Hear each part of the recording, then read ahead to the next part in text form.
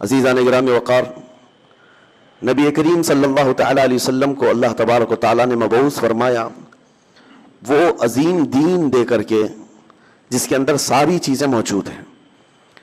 قرآن میں اللہ فرماتا ہے وَلَا رَطَبٍ وَلَا يَابِسٍ إِلَّا فِي كِتَابٍ مُبِينٍ، خشکی کی کوئی چیز یا تری کی کوئی چیز ایسی نہیں ہے جو قرآن میں بیان نہ کی گئی ہو۔ کمپلیٹ دین جس کو کہا جائے وہ صرف اور صرف اسلام ہے، اور قرآن پاک کمپلیٹ کتاب جس کے بارے میں شروعات میں ہی اللہ نے فرمایا ذَلِكَ الْكِتَابُ لَا رَيْبَ فِيهِ، یہ وہ کتاب ہے جس میں شک کی گنجائش ہی نہیں۔ اور بہترین لا جس کو کہا جائے قانون وہ قرآن پاک ہے۔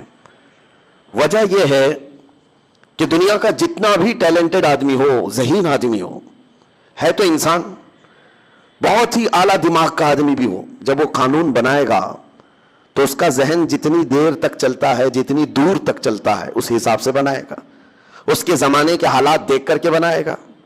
انسان لمیٹڈ دماغ رکھتا ہے، چاہے جتنا بھی عالی دماغ ہو، وہ اپنے زمانے میں موجود برائیوں کو روکنے کے لیے قانون بنائے گا، اور اچھائیوں کی طرف لے جانے کے لیے جتنی لمٹ ہو سکتی ہے اس کے قانون بنائے گا۔ لیکن اس انسان کو یہ نہیں معلوم کہ اگلے سالوں میں ہونے والا کیا ہے، اگلے سالوں میں کون سی برائیاں آنے والی ہیں، یہ اس کے دماغ میں نہیں ہے۔ تو دنیا کا کوئی اعلیٰ سے اعلیٰ دماغ رکھنے والا انسان بھی قانون بناتا ہے تو انکمپلیٹ قانون ہوگا۔ قانون وہی سب سے بہتر ہوگا جس نے پوری کائنات کو بنایا ہے۔ اس رحمان کو یہ اچھی خبر ہے کہ کل کیا ہونے والا ہے، قیامت تک کیا ہونا ہے، اور اس کے علاوہ انسان کی باریکیاں، اس کی ضروریات ایسی ہے کہ اس کا بنانے والا ہی بہتر جانتا ہے اس کے لیے کون سی چیز نفع بخش ہے، کون سی چیز نقصان دہ۔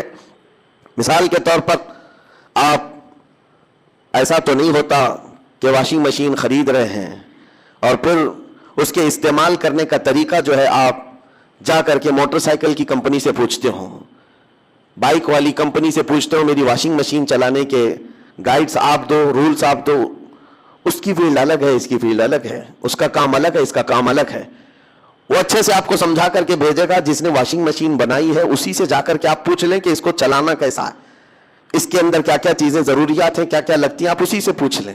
یہ تو دنیا کی ایک معمولی سی مثال میں آپ کے سامنے رکھ رہا ہوں، بلا تشبیہ و بلا تمثیل۔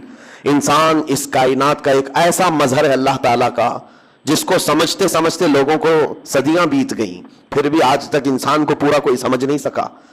انسان پر ریسرچ کرنے والے کو ڈاکٹر کہا جاتا ہے۔ آج جو ڈاکٹر ہیں وہ بھی تو محدود ہیں، پہلے جو ہے پورے ڈاکٹر ہوا کرتے تھے، فزیشین جو ہوا کرتے، ابھی تو صرف ایک پارٹ کا ڈاکٹر بنتا ہے، صرف دماغ کا ڈاکٹر الگ ہے، صرف ہارٹ کا ڈاکٹر الگ ہے، صرف رگوں کا ڈاکٹر الگ ہے، نیورو سرجن ہے، صرف کڈنی کا ڈاکٹر الگ ہے، صرف ہڈیوں کے الگ ہیں۔ مطلب یہ ہے کہ انسان کے ایک ایک پارٹ پر محنت کر کر کے وہ ڈاکٹر بنے، لیکن پھر بھی کمپلیٹ نہیں ہے۔ اس کا مطلب یہ ہے کہ انسان کی ضروریات کو ایک آدمی سمجھ نہیں سکتا، اس کے لیے کیا کیا چیزیں ضرورت ہے اور کیا کیا نقصان دہ ہے۔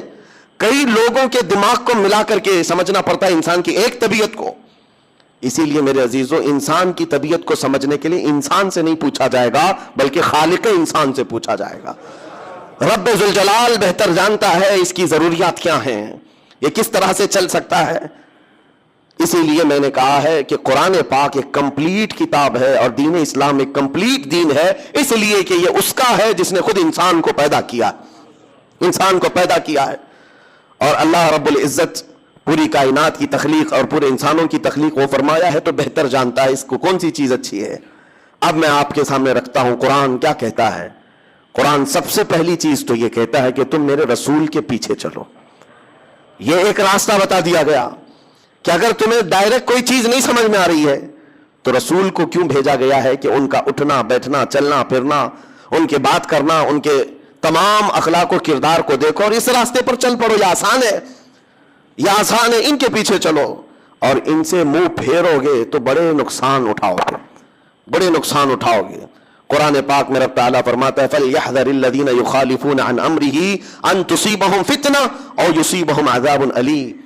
اللہ فرماتا ہے لوگوں کو چاہیے، ایمان والوں کو چاہیے کہ میرے رسول کے حکم کی مخالفت کرنے سے بچیں، ورنہ کیا ہوگا؟ رب فرماتا ہے ان قریب وہ فتنوں میں مبتلا کر دیے جائیں گے یا دردناک عذاب میں گرفتار ہوں گے۔ حضور کی حکم کی مخالفت کرنے والا دو چیزوں میں مبتلا ہو جاتا ہے، یا تو فتنے میں مبتلا ہو جائے گا، یا بڑے عذاب کا شکار ہو جائے گا۔ ایک بات میں آپ کو بتاتا ہوں تاریخ کی سچائی، احد کے میدان میں جنگ احد جو ہو رہی ہے یہ 3 ہجری میں کفار و مشرکین کی طرف سے لڑی جانے والی ایک بڑی جنگ تھی۔ جنگ بدر کے بعد، جنگ بدر میں 70 کافر مارے گئے تھے، 70 قیدی ہوئے تھے۔ اس کا بدلہ لینے کے لیے وہ آ گئے تھے مدینے پر چڑھائی کر کے، اور جب وہ مدینے پہنچے تھے، احد مدینے سے 5 کلومیٹر کا فاصلہ ہے، احد کے میدان کی طرف رسول کریم صلی اللہ علیہ وسلم جب چلے تو 700 صحابہ آپ کے ساتھ تھے۔ اب یہ بڑی آزمائش کا اور امتحان کا وقت تھا۔ نبی پاک صلی اللہ علیہ وسلم نے سب کی صف بندی کی۔ ذہن کو حاضر رکھیں، میں کیا چیز عرض کرنا چاہتا ہوں۔ سامنے 2000 کے قریب کافر ہیں اور یہاں 700 مسلمان ہیں۔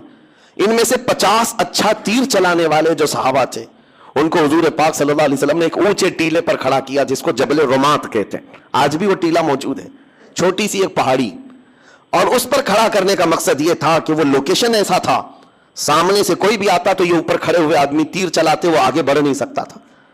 ظاہر سی بات ہے اوپر سے اگر کوئی تیر چلائے تو سامنے بڑھنا مشکل ہو جاتا، نیچے سے اوپر تیر جلدی جاتے نہیں، اوپر سے جلدی آ جاتے ہیں۔ تو یہ جنگی مہارت کا ایک مظہر تھا۔ حضور پاک صلی اللہ علیہ وسلم نے 50 تیر انداز صحابہ کو وہاں کھڑا کیا، لیکن ساتھ میں یہ فرمایا تھا جب تک میں نہ کہوں نیچے نہیں آنا۔ یہ جملہ یاد رکھیں، حضور نے فرمایا جب تک میں نہ کہوں نیچے نہیں اترنا۔ اب جنگ نیچے چل رہی ہے، دشمن سامنے ہے، مومنین ادھر ہیں، اور لڑائی اس قدر سخت ہوئی کہ مومنین نے ان کو بھاگنے پر مجبور کر دیا، کفار و مشرکین کو غالب آ گئے، اور وہ اپنا ساز و سامان سب چھوڑ کر کے بد کے ہوئے جانوروں کی طرح بھاگتے رہے۔ کون؟ کفار و مشرکین میدان چھوڑ کر بھاگ رہے تھے۔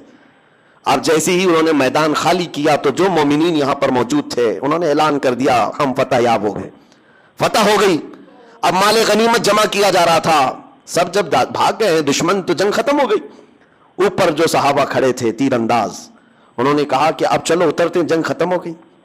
بعض نے کہا نہیں، حضور نے فرمایا جب تک میں نہ کہوں نیچے نہ آنا۔ وہ صحابہ اکرام میں 2 جماعتیں ہو گئیں۔ بعض صحابہ نے کہا نہیں، حضور کے فرمانے کا مقصد یہ تھا کہ جب تک جنگ نہ ہو جائے تب تک نیچے نہیں آنا، جنگ ختم ہو گئی، جب سارے لوگ مال غنیمت جمع کر رہے ہیں ہم بھی نیچے اترتے ہیں۔ اس بات پر جب صحابہ اکرام میں بحث ہوئی تو 40 صحابہ نیچے اتر آئے، تقریباً 40 لوگ نیچے اتر آئے۔ 10 لوگ وہ کہے کہ نہیں ہم یہیں کھڑے رہیں گے، وہ کھڑے رہ گئے۔ لیکن ہوا یہ کہ بھاگے ہوئے کفار و مشرکین میں خالد بن ولید بھی تھے، اس وقت وہ ایمان لائے ہوئے نہیں تھے۔ انہوں نے 200 گھوڑ سواروں کو ساتھ کیا، انہوں نے دیکھا کہ وہ لوکیشن خالی ہو چکا ہے جو ان کے لیے ڈینجر تھا، وہاں سے اتر گئے لوگ۔ تو گھوڑے دوڑاتے ہوئے بہت دور سے راؤنڈ مار کر کے پیچھے کی طرف سے آ کر کے 10 صحابہ جو کھڑے تھے ان کو شہید کر دیا۔ سب سے پہلے ان 10 کو ختم کیا، اور اس کے بعد پھر جو نیچے صحابہ تھے مال غنیمت جمع کر رہے تھے، اچانک حملہ کیا پیچھے سے، کفار و مشرکین پلٹ کر کے اچانک حملہ کیا، یہ سنبھل ہی نہیں پائے، اور جو بھاگے ہوئے تھے وہ بھی پلٹ کر کے آ گئے، ادھر پیچھے سے بھی آگے سے بھی، اس طرح سے پس گئے کہ اسی جنگ کے اندر 70 صحابہ کی شہادت ہوئی، جس میں بڑے بڑے صحابہ تھے، بڑے بڑے صحابہ۔ اور بہت عظیم تاریخ ہے یہ جنگ احد کی، اس کو بیان کرو تو رونگٹے کانپ جاتے ہیں۔ یہی وہ جنگ ہے جس میں حضرت امیر حمزہ کا سینہ چاک کر کے کلیجہ نکال کر چبایا گیا تھا۔ یہی وہ جنگ احد ہے جس میں حضرت عبداللہ بن جحش رضی اللہ تعالیٰ عنہ ایک صحابی ہیں جن کے پورے جسم کے 80 ٹکڑے کیے گئے تھے، اور کفار و مشرکین نے رسی میں ان کے ٹکڑے باندھ کر ہار بنا کر گلے میں پہنا۔ حضرت انس بن نزیر ایک صحابی ہیں جن کو پورا ایسا رگڑ دیا گیا تھا، مسلح کر دیا گیا تھا، سوائے ایک انگلی کے ان کے جسم میں کوئی چیز باقی نہیں تھی۔ ان کی بہن نے صرف انگلی دیکھ کر کے پہچانا تھا کہ انس بن نزیر ہے، باقی جسم کا کوئی حصہ نہیں ملا تھا۔ یہی وہ جنگ ہے جس میں سعد ابن ربی جن کے پیٹ کو پھاڑ دیا گیا تھا، 12 نیزے لگے تھے۔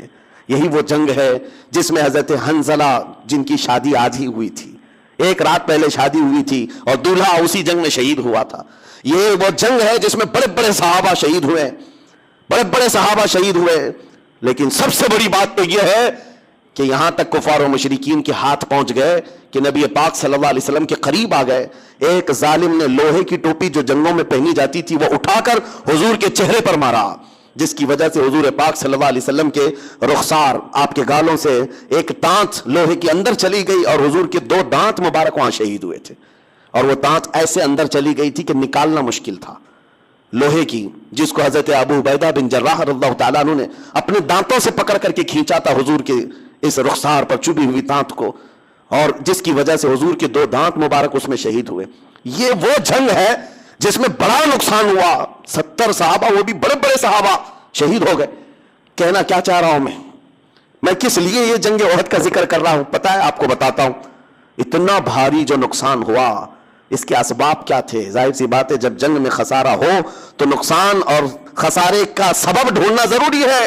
تو مفسرین فرماتے ہیں حضور پاک صلی اللہ تعالی علیہ وسلم کی وہ ایک بات جو حضور نے فرمایا تھا جب تک میں نہ کہوں نیچے نہ آنا, صحابہ کرام نے اس بات کو ترک کیا جس کی وجہ سے 70 صحابہ کی جانیں گئی. لیکن یہ بات بھی میں بتاؤں, وہ صحابہ جو نیچے اتر آئے وہ ایسے نہیں ہے کہ حضور کی نافرمانی کرنے کی نیت سے آئے تھے. ان کے ذہن و دماغ میں یہ نہیں تھا کہ حضور نے جو کہا ہے وہ ہلکے میں لے لینا ہے. نہیں, وہ ان کی اجتہادی خطا تھی. انہوں نے یہ سوچا کہ حضور نے جو فرمایا وہ جنگ ختم ہونے تک کے لیے فرمایا ہے. جنگ ختم ہو گئی, ہم اتر آئے ہیں. لیکن اس ایک خطا کی بنیاد پر اتنا بڑا نقصان. اسی لیے مفسرین فرماتے ہیں قرآن کی وہ آیت پڑھو, رب نے فرمایا میرے رسول کے حکم کی مخالفت کرنے سے بچو ورنہ فتنے میں مبتلا ہو جاؤ گے یا دردناک عذاب میں گرفتار ہو جاؤ. وہ تو صحابہ تھے, عظیم صحابہ تھے جنہوں نے جان بوجھ کر کے کبھی رسول کی مخالفت کرنے کا سوچا ہی نہیں, پھر بھی نقصان اٹھائے. اور آج دنیا حضور کو جان بوجھ کر کے مخالفت کر رہی ہو, حضور کے احکام کو پیٹ پیچھے ڈال دیے ہو تو 70 لاکھ جانے جائیں گی. آج تو بڑا نقصان اٹھانا ہوگا. اس بڑے نقصان کا ایک سب سے بڑا سبب یہ ہے رسول پاک کے احکام کی مخالفت. حضور پاک صلی اللہ تعالی علیہ وسلم کے جو شریعت طاہرہ کے احکام ہیں اس کو چھوڑ کر کے